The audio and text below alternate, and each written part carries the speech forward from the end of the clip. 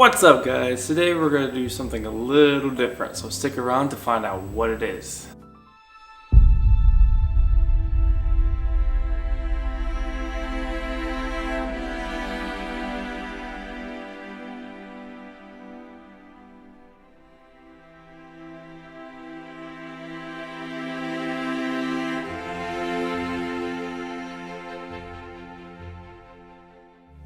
Welcome back, guys, and today we are going to be talking about things to think about while taking a trip. One of the things that you get to have on the trip is experience. Now, one of my experience was on top of Mount Washington in New Hampshire. Now, it was 4 degrees windshield with winds blowing between 30 and 40 miles an hour. Now, being up there for that long and being that cold, my beard and hair actually froze over. There was a bunch of ice all over it. I thought that was cool. I didn't realize it until a lady came up to me and she had told me from afar it looked like that I had gray hair. But when she got closer, she realized that it wasn't gray hair, it was just a bunch of ice all over. And that was totally cool. Like, it was, I mean, I'm a Floridian, never happened to me before. So having like ice all over and being that cold, the cold didn't really like bother me. It was just like pure excitement of just, oh man. If you guys never been there, I would highly check that out. It is super cool. There's different ways of getting up there. You could take a tour van or just drive your car up there. I advise taking your car up there. You see it on a picture, or like on TV or a magazine, but it's a different feeling when you're actually there. It's awe-inspiring, really. The next one is actually being alone, being isolated.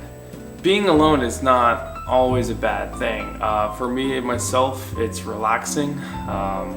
I could actually get into the mood and focus on that shot to get like a better image.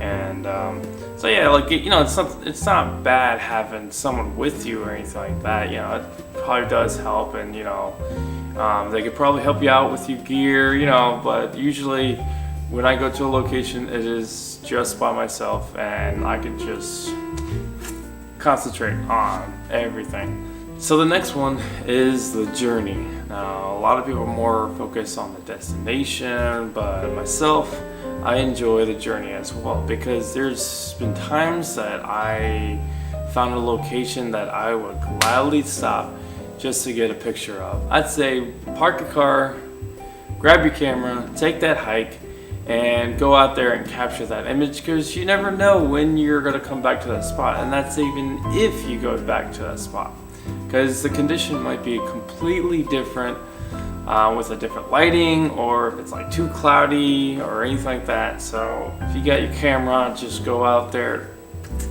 So the next on the list is having either a map or GPS in the car. I've learned the hard way of you can't always rely on your cell phone. Now, there's different ways of keeping your navigation on your cell phone without losing the direction. When I'm at a location that has Wi-Fi, I type in the address and hit go. And what that does, that actually saves all the different routes on the cell phone. Even if you do lose the service on the cell phone, it still tells you where to go. It might not tell you the name of the streets because there's no service. It just tells you either turn left or right.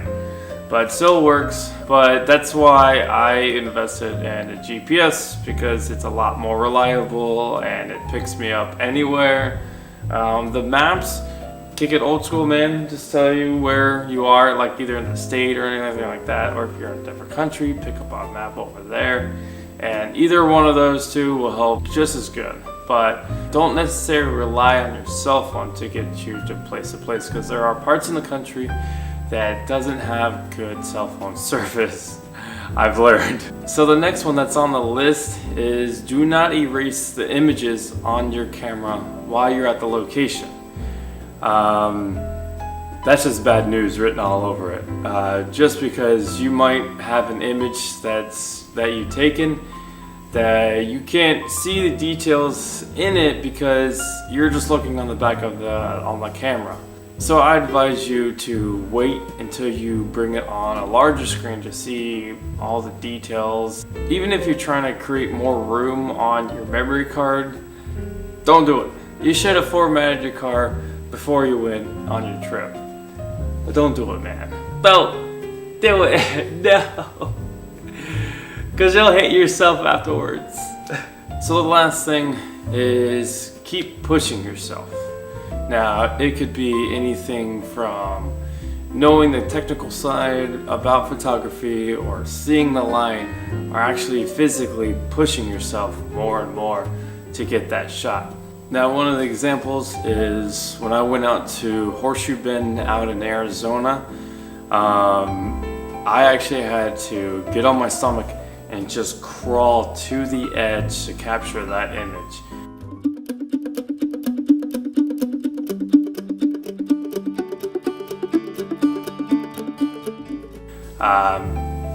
It's a long drop from where I was to the very bottom where that river is. Scary as all crap, but like I had to get over it. I had to just like push myself further and further until I got the shot that I wanted. I was being very safe about it. The thing of it is, there's no railing, there's no rope.